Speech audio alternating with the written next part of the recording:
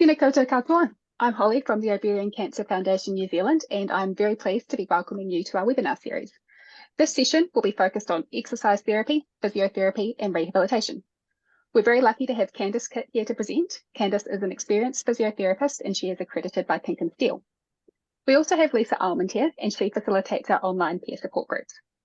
After Candice has presented, she will have time to answer some questions. So if you're attending live, please submit those using the Q&A feature. And you can submit them at any stage. You don't need to wait until the end.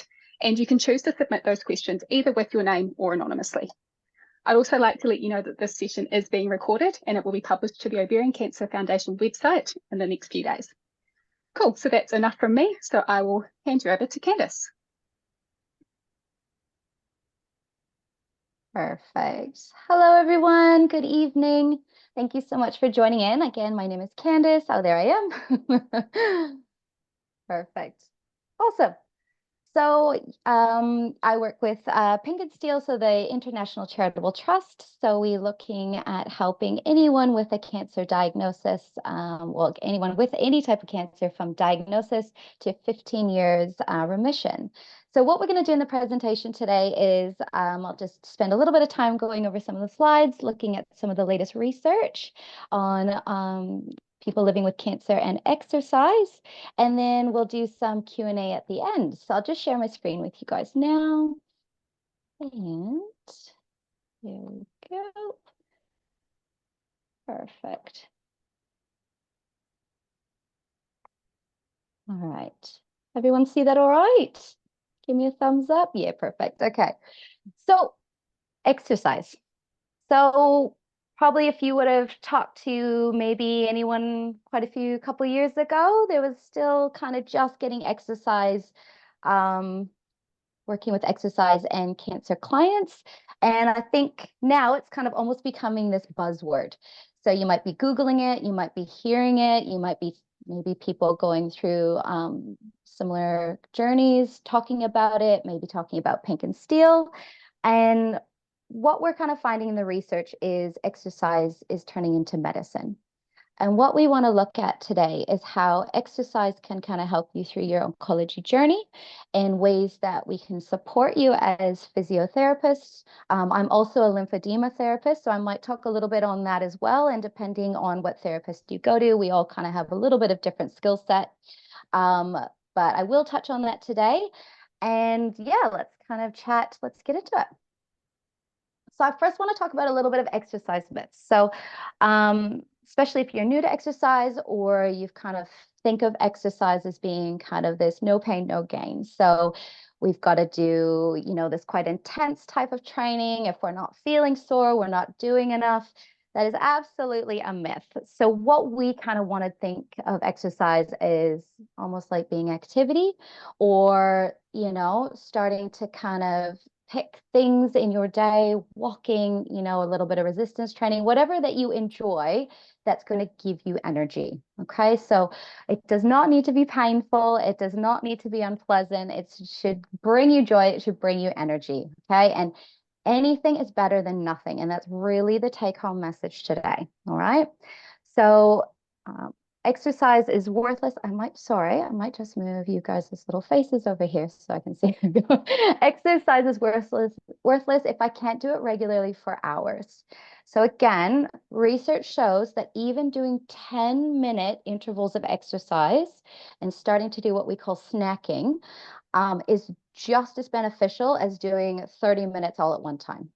So especially if you're someone who's experienced fatigue, and I'll talk about this a little bit later in the slide, it's really, really beneficial if we do something called snacking. So we're looking at these smaller bits of exercise, maybe a little bit more frequently through the day. And actually, it's kind of doing the opposite effect if we are pushing ourselves too much because it can increase our fatigue. Myth 3, so exercise needs to be done under fluorescent lights at the gym. Absolutely not. So sometimes people love going to the gym because it's a bit of space for themselves and they can kind of flick off and do what they need to do or get inspired by others. Other people want to go to the gym want to go for a walk on the beach, maybe do something at home.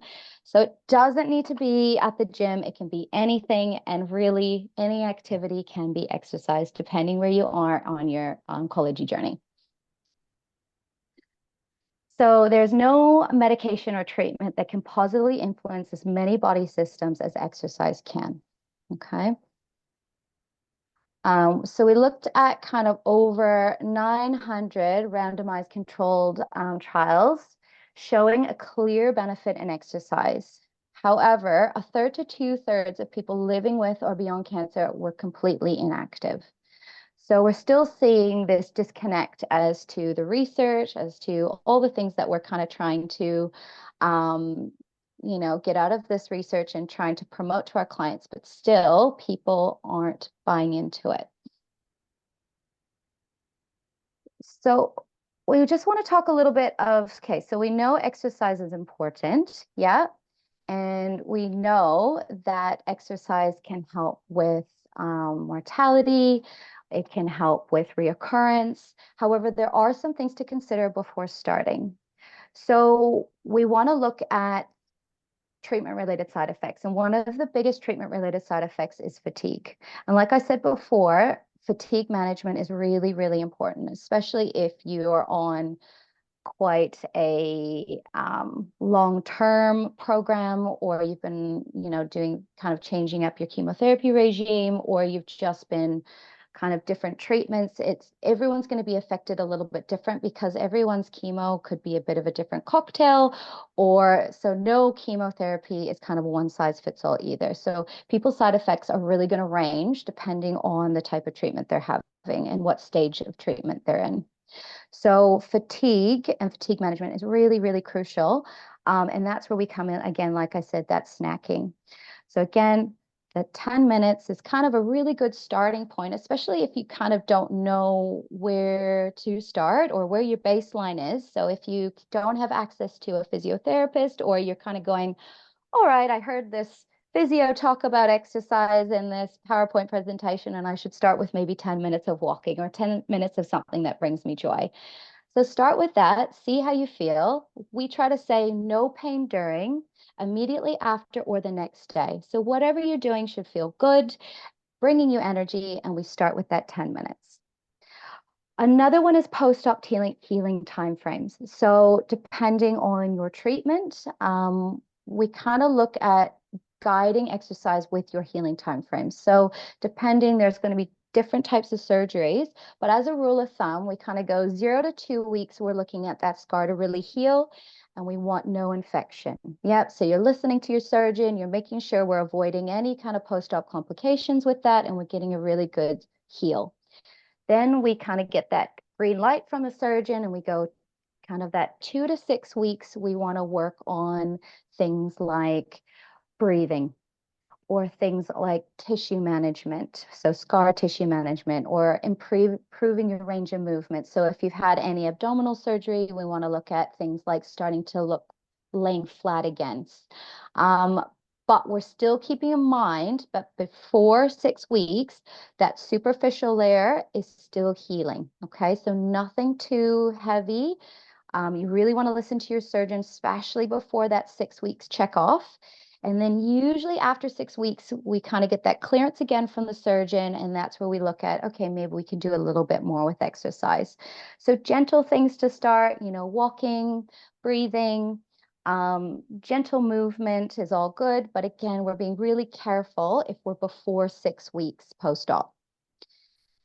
We want to look at any contraindications to exercise. So if you have extreme fatigue or anemia, so that low red cell count, compromised immune system, and a white blood cell count lower than 3,500, you just want to be really careful how you're exercising. If it's even safe to exercise, so extreme fatigue and low red blood cell count, we're not exercising yet.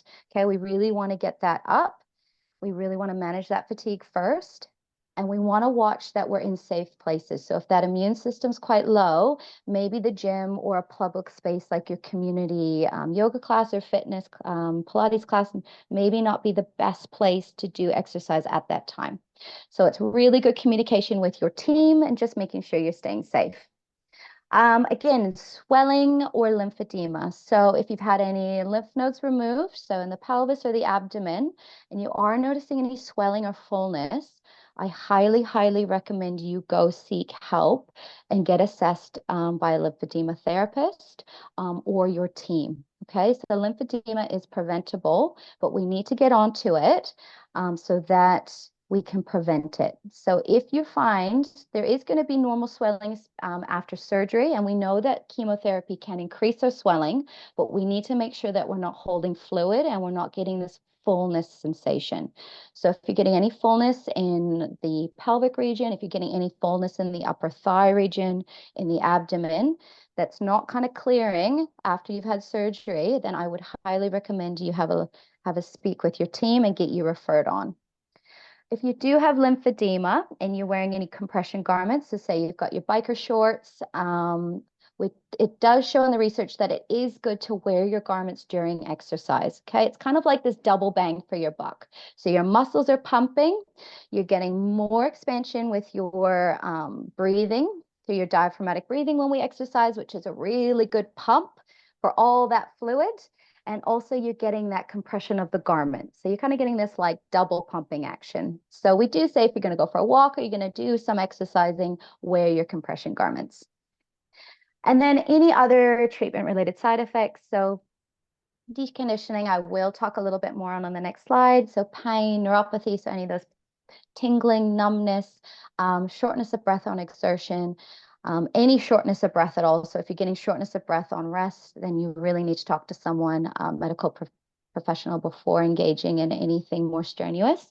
But shortness of breath on exertion, we just want to really manage that, and we want to start working with you to find a really good baseline. So if you are suffering, please, please, please, find a physiotherapist so that we can get you the right plan for you. But if not, then you kind of want to start looking at where you're at and trying to find a safe starting point. So this is just a little bit on exercise and kind of some benefits. So we're getting that decrease in cancer-related fatigue, that decrease in deconditioning, that decrease in psychological distress, and that increase of quality of life. So as a rule of thumb, or where we're trying to aim for exercise prescription, is this regular moderate intensity aerobic. So if you think of going for a walk with your friend or your family member, you should be able to have a little bit of a conversation. If you're huffing and puffing, you're going too much. Okay, so we want to be able to kind of walk and talk a little bit, feeling that heart rate come up, but we're not panting and we're not out of breath. With resistance, so again, we're looking for kind of that 10 to 15 repetitions of something. So you should be able to complete an exercise for at least 10 to 15 repetitions. And if you're failing or your technique is not you're not performing with the best technique, we need to bring the weights down. Again, I really want you to think of if you're post-op, any post-radiation, or if you've got any scar tissue adherence or anything like that, adhering tissue to the skin, you really need to see where you're at so that you're finding that appropriate baseline. Okay, so even soup cans are great, or even just moving and stretching without any load as well. Things like sit to stands are really good as well, getting those big muscle groups going. So what it means by regular is kind of, if we look at the research, they kind of say this 150 minutes per week. So we're looking kind of for that 30 minutes, 5 days a week. Again, we need to see where you're at and where you feel comfortable. We always go back to that snacking. So try 10 minutes, see how you go. Next day, how did you feel? Okay, maybe I can try another 10 minutes. And you just want to kind of see where your starting point is, especially if you're not working with a therapist. And again, make sure it's fun. Make sure it's bringing you joy. You could do it anywhere, walking on the beach, wherever you're at. Just keep it positive. So again, that take-home message is avoiding inactivity. So just remember, something is better than nothing. And we want to just be safe, and we want to be positive, and we want to start increasing that fatigue and feeling good. Now, deconditioning. So really the whole point of this is to avoid this. All right. So deconditioning is one of the most prevalent cancer-related treatment complication. And what we mean by deconditioning is, so you're starting treatment, you start getting fatigued, you start feeling weak, so you start doing less. Okay, you start doing less, you start getting even more fatigued or tired, so you do even less. And what starts to happen is this vicious cycle, and then we start getting things like muscle wasting. Yeah, we start to tank our immune system. We don't eat as much potentially because we're not expelling as much energy, and it just goes down and down and down. And then what can happen is if we get too deconditioned or too unwell, we have to take a break from treatment. And that's something we really, really want to avoid. And not only that is we don't want to survive, we want to thrive. Yes. So we want to think of ways that we keep you feeling like you throughout this journey. There are going to be ups and downs, especially on different stages of your treatment, but we want to think, okay, how can we work together with you so that you're feeling like you've got some wins, that on the days maybe on your cycle of chemotherapy treatment that you've got a little bit more energy that day. We want you to be able to keep that energy, and we want to be able to keep a little bit of exercise going so that we keep maintaining or even building a little bit throughout your journey. So again, just some more benefits of exercise. So we're looking at improving that aerobic fitness. Yeah. So that muscle strength, that just functional capacity. So what you can do in your day, quality of life, self-esteem. We want to decrease that lymphedema risks or symptoms. We want to decrease that fatigue, that deconditioning pain, and we want to decrease those kind of psychological, so mood disorders. So this is hot off the press. So I had to bang down a few doors to try to get even just a little bit of something to put in my slides. So we've worked with Physiotherapy New Zealand, so PNZ, to kind of compile all this literature and all this research into kind of one place. So they've come up with this physiotherapy in cancer care. I have given this, so hopefully this will be kind of available to you to access on the website. And it just goes through the latest research, but you've kind of got it in one place. So we know that it's good research going into this. So you're not just Google searching and getting overwhelmed with a lot of things because there's a lot of stuff on the net. But whatever you read in here is backed up. You know, it's been chosen to be into this piece, this document, and it's a really, really good read. And it's also kind of showing where we're going in physiotherapy with oncology. And kind of what our goals are to start working towards so that we can access more communities, especially rural communities, getting people the care that they need and getting really kind of strategic and kind of looking at where we need to go as a profession so that we can reach more people. So this is just a little bit from that document again. And again, we're looking at a little bit more holistic as well. So yes, we've got some physiological benefits. So again, we're looking at the improve in strength, and we're looking at quality of sleep. We're looking at supports better bladder and bowel health.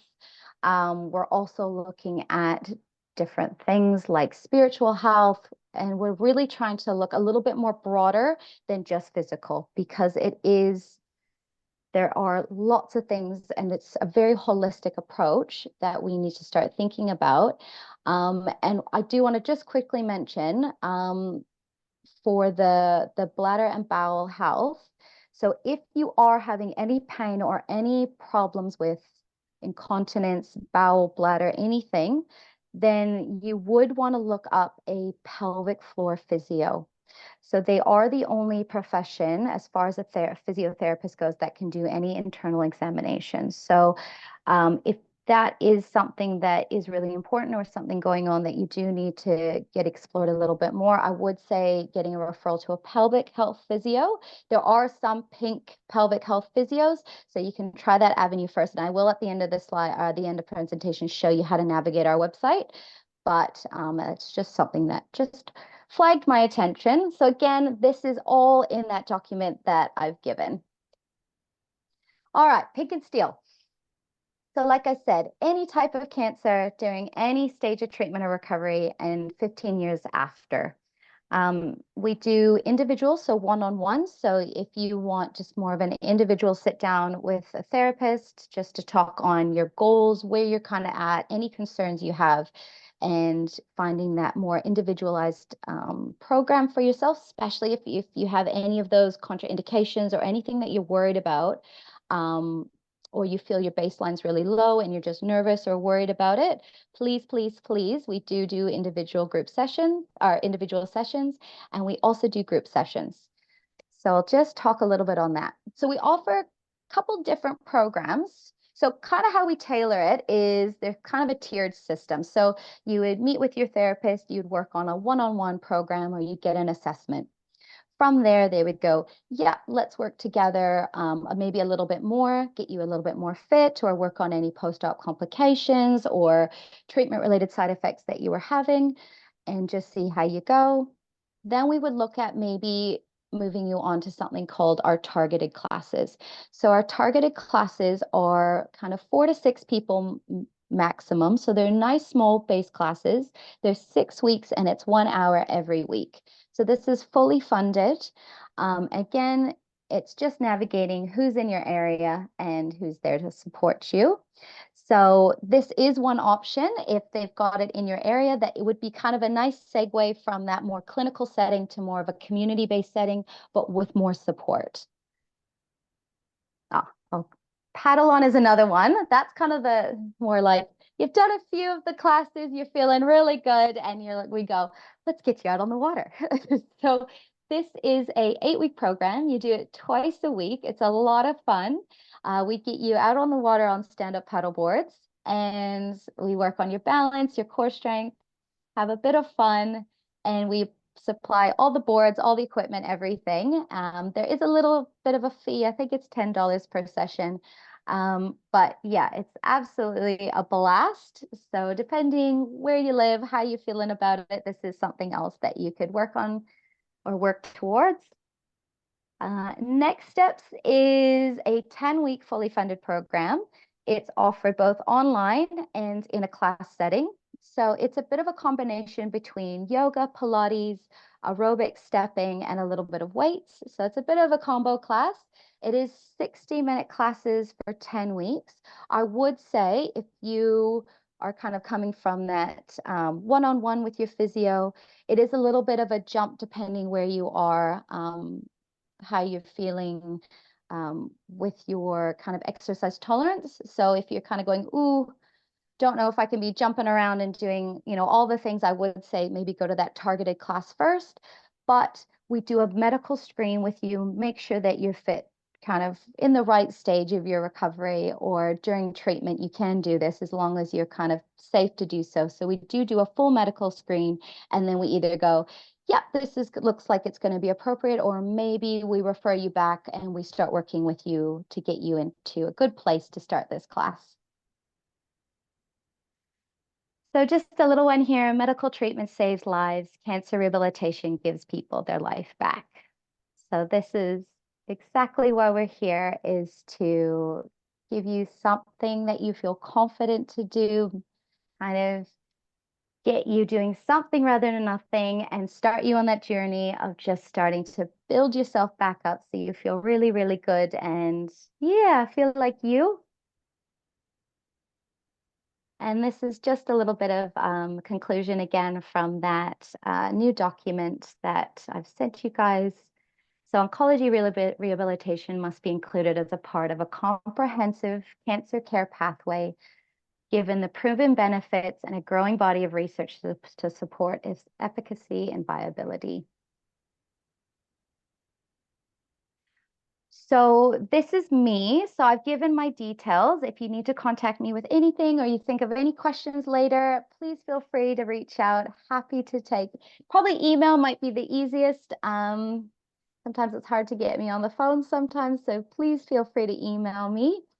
And just a little bit about the funding. So the Ovarian Cancer Foundation can fund 2 sessions, which is absolutely fantastic. So again, please reach out. We do telehealth consults as well. So if there isn't a pink or steel provider or a pink provider in your area, then we can do telehealth as well. And yeah, that's the Pink and Steel website. So I'll just really quickly show you the website. So it looks like this. So the easiest kind of way I think to do it is if you go to Cancer Rehab, you'll see there's Pink, there's Paddle On, the next steps, group classes. So if you wanted to go to Pink, so if this pink one is the one-on-one session, so you click into there and it'll just say register. Yeah.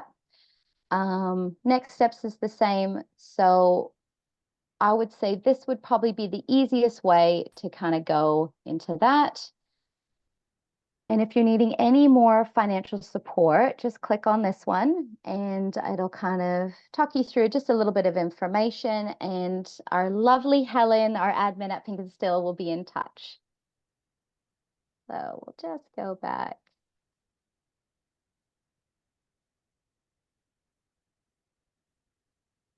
Here. There we go. Perfect. And I think that's it. All right. So any questions? No, that's a lot of information to take on board. So take a breath.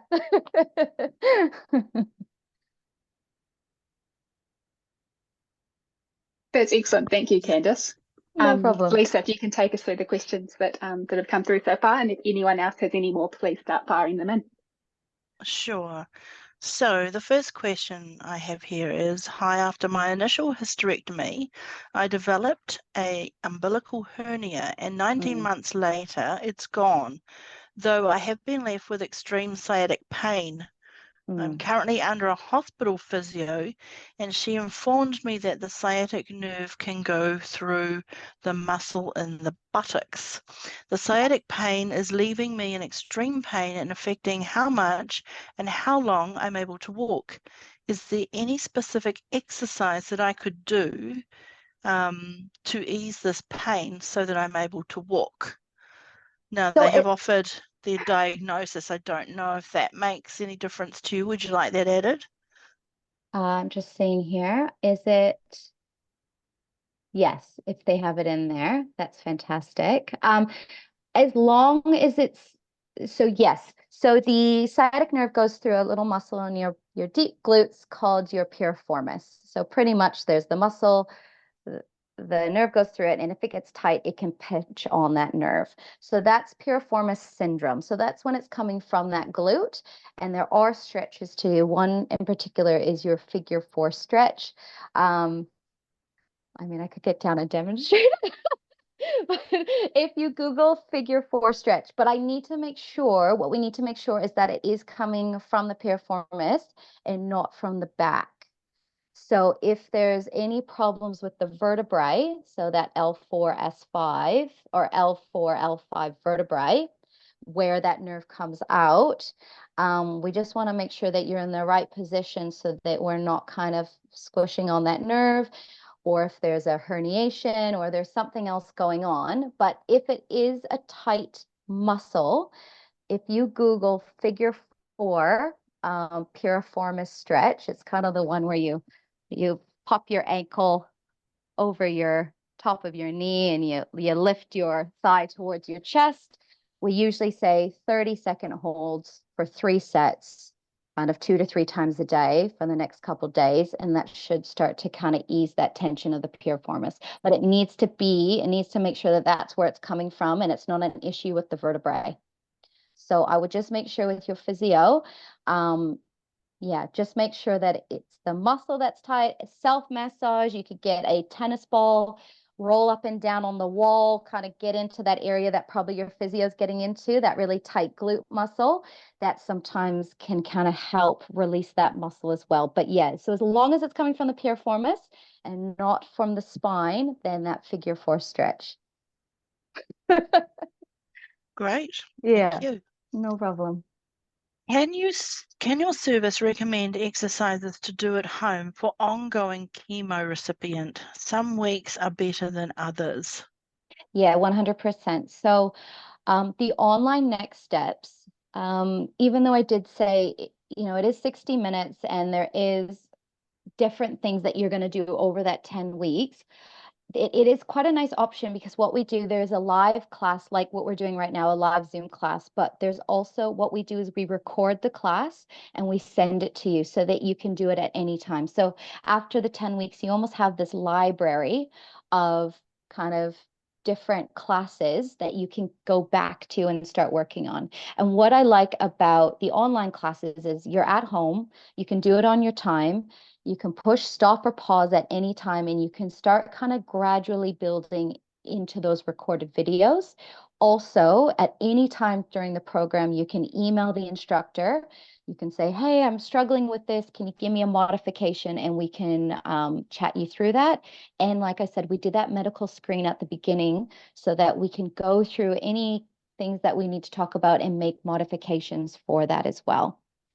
So I would recommend the online next steps. I actually am starting my class tomorrow. If it is something that you're really, really interested in, please contact me and I'll make that happen. Or in the next term, so we go by the school terms, next term we'll start another one and then we'll have one more before Christmas break. So there will be this one and then 2 more terms as well. But I would say the online next steps is a really good option. I'm just coming back to the person with the sciatic pain. Yeah. They do have spondylolisthesis. Spondylolisthesis. Yeah. Oh, there we go. There we go. Yep. So that is a bit of that vertebrae is starting to slip now, which can kind of impinge that nerve. So yes, the glute can be tight, but it's probably more of could be a referred pain coming from actually higher up. So you really want to work with your therapist and really stabilizing the pelvis. So really getting those low core muscles working so that you're supporting the spine, looking at your posture as well. So I would say, if you can, have a chat with that physio and look at, okay, what are you guys working on for pelvic stability and that core? What are you looking for posture? And kind of how are we supporting that spine? Because we don't want any more slippage in that vertebrae. We want to be able to support it with the muscles around so that we're not getting that referred pain down into the glute. I hope that it's a hard one to do. It is kind of, you do want to work with your physio for that one.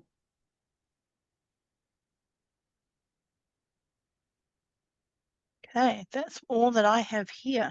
Oh, okay. Oh, is there a couple more just come in?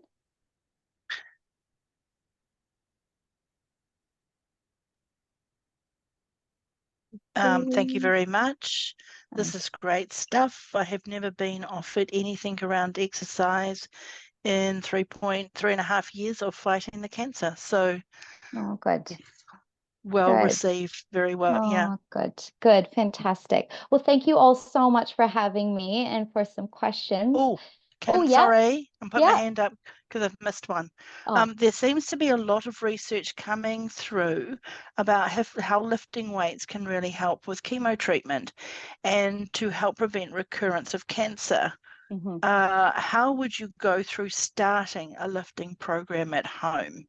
Yes. So, like I said, unless you're going to sit down with someone to really set out what is going to be your weightlifting program. And by weightlifting, that's resistance-based training, okay?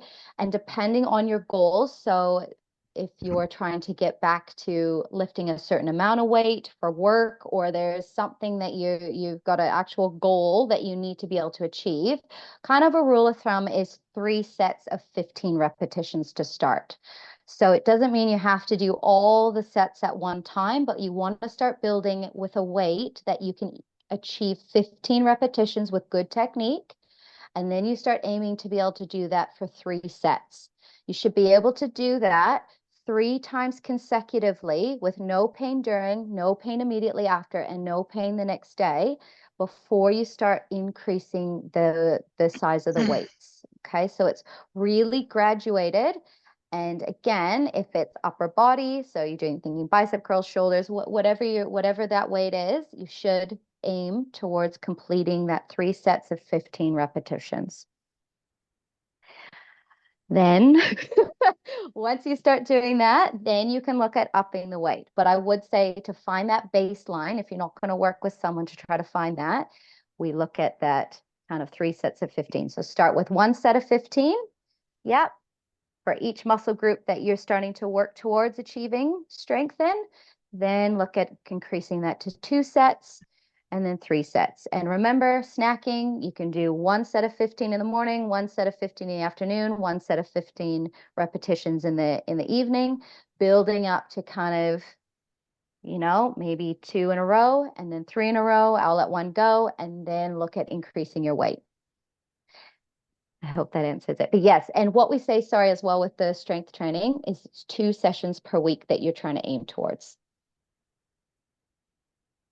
That certainly makes it doable, doesn't it? And I haven't been through what these women have been through, but I think I could be motivated by that snacking.